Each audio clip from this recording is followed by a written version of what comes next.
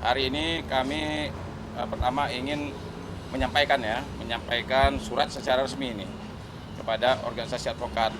Ya, yang selama ini ya sebenarnya ini sudah lama sekali orang yang mengirim pesan kepada kami, nge-DM dan lain sebagainya. Bahkan terakhir kemarin sore itu saya sempat live dan saya tanya kepada lebih dari banyak lah ya.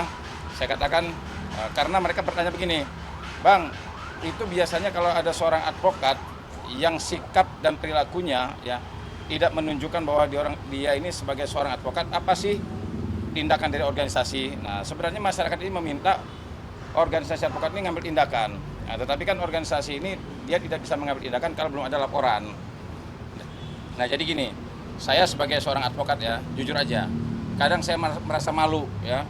Sekarang ini profesi advokat ini memang profesi yang terhormat ya, profesi yang mulia. Tetapi saya melihat di media sosial luar biasa lah. Ada yang sudah diganti pakai pakaian pakaian cewek itu apa namanya? Pakaian daster. Ada advokat diganti pakaian daster. Ya, jadi diganti tubuhnya dengan perempuan. Nah, jadi sekarang ini advokat sudah banyak mulai dibully. Jadi kami datang ke Pradi untuk meminta Dewan Kehormatan agar memanggil advokat yang tidak bisa menjaga sikap, perilaku, ucapan dan tindakannya yang ya tidak bisa menjaga kehormatan profesi. Nah, jadi kami minta kepada organisasi advokat tolong dipanggil dan diadili. Ya kalau memang terbukti ya silakan mengambil tindakan gitu. Kira-kira begitu. Ya. Yang pertama ini ya jujur aja ini Farhad Abbas. Ya Farhad Abbas karena memang dari pertama ketika saya juga mendukung Nopi ya, dia WA saya tuh. Nah, dia WA saya. Nah, ketika dia WA saya pikir udahlah biasa aja ya. Nah, kemudian yang sangat mengejutkan ternyata dia mengatakan tidak ingin berteman lagi dengan saya. Saya sih sebenarnya jujur aja, nggak berteman juga nggak jadi masalah, jangan nggak jadi masalah. Cuman maksud saya kita tetap menjaga etika kita gitu loh. Saya pun nggak WA-WAan sama dia nggak jadi masalah juga. Tetapi sekali lagi, saya menginginkan bahwa ketika kita berseberangan, ya kan kalau kita berseberangan pasti kenal. Saya sama Erdi Lau juga kenal, ya kan, sama Farhad kenal, sama Krisna kenal. Tetapi ketika kita berhadapan, berlawanan, ya tetap kita menjunjung tinggi kode etik kita. Jangan sampai maunya seperti sekarang di bloknya saya. Saya berapa kali di blok dulu waktu saya, nah ini UMKM kebetulan. Saya nerima kuasa di UMKM itu bulan Agustus. Saya langsung WA Farhad juga untuk duduk bareng bisa menyelesaikan. Dalam perjalanan di blok juga saya. Tidak mau berteman lagi. Nah sekarang dalam perjalanan dibuka lagi, sekarang diblok lagi. Nah maksud saya begini, kita advokat haruslah menjunjung tinggi kehormatan profesi. Jangan sampai ibaratnya dalam perjalanan ada enggak sepaham di blok, tidak mau berteman, apalagi dia pasang status nih. Ini kan salah satu pasang status nih kan statusnya enggak bagus gitu kan. Ini kebetulan saya kan pakai begini nih. Lihat nih, coba statusnya Farhad tuh. Itu menjadi salah satu pelanggaran kode etik juga, Bang. Ya iya, saya tidak melihat dari sudut pandang pidana ya, tapi etik. Nah, etika ini coba pasang ini. Ya? Iya, di story WA. Nah, jadi kan maksud saya begini, jangan kayak begitulah gitu kan. Saya juga pakai begini kan, saya menyesuaikan juga dengan body saya kan. Kalau body saya kayak cewek, ya saya nggak pakai ini kan.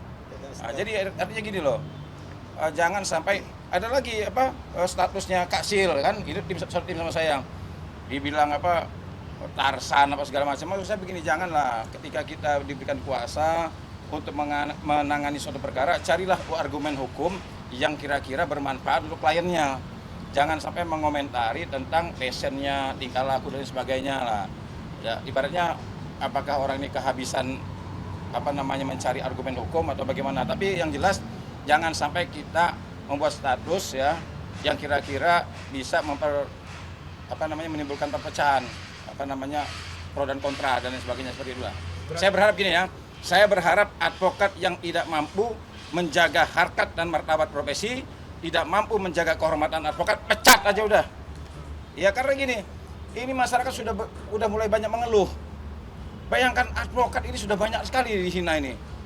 Diganti ini, ganti itu, macam-macam aja. Nah, saya berharap organisasi advokat tegas ya. Advokat yang tidak bisa menjaga kehormatan profesi, tidak menjaga harkat dan martabatnya, udah pecat aja. Masih banyak orang menjadi advokat. Kira-kira begitu. Bang, berarti ini bisa dibilang kalau advokat ini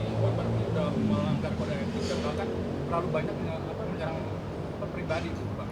Iya, saya berulang kali mengatakan ya, saat orang bertanya sama saya, Bang itu bagaimana Bang statusnya Bang Farhan seperti ini, Bang bagaimana statusnya ini, itu kan statusnya coba kalian bacalah. Ada apa nyonya apa namanya itu nyonya yayasan macam-macam panjang lebar tuh kan. Maksud saya carilah argumen-argumen hukum yang bermartabat, yang kelihatan ada kewibawaan seorang advokat. Agar apa?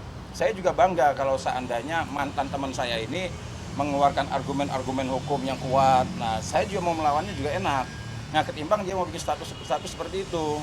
Apalagi sekarang ini kan sama Denny Sumargo. Ya coba bayangkan, ada advokat yang bilang hajar pukul. Nah dia bilang hajar itu artinya begini, sebenarnya begini.